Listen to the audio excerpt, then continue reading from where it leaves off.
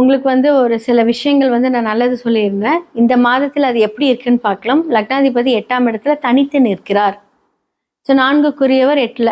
So அப்போ வந்து என்ன அப்படின்னா, தாயின் வழி அப்படின்னு சொல்லக்கூடிய விஷயங்கள்ல சில பிரச்சனை, தாய் கூட சண்டை போடுறது, நல்லா போயிட்டுருக்கும் உங்களோட ரிலேஷன்ஷிப்பு, தேவையில்லாமல் அம்மாவுக்கும் பையனுக்கும், அம்மா பிள்ளைக்கும். ஸோ இது எல்லாமே வந்து 4ஆம் இடம் சம்மந்தப்பட்ட விஷயங்கள் உங்களுக்கு வந்து இந்த காலகட்டத்தில் பிரச்சனையாக இருக்குது. முடிஞ்ச அளவுக்கு வந்து அவாய்ட் பண்ணிக்கோங்க.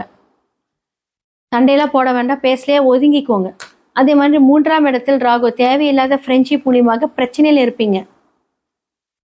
ஸோ உங்களுக்கு ராகு சனியோட வீட்டில் இருக்காரு. இப்போ அந்த பிரச்சனையிலேருந்து ஓகே கொஞ்சம் தெளிவு வரக்கூடிய காலம். ஸோ டிசம்பருக்குள்ளே அந்த பிரச்சனையை சார்ட் அவுட் பண்ணிக்கோங்க, நவம்பர் 11க்குள்ள.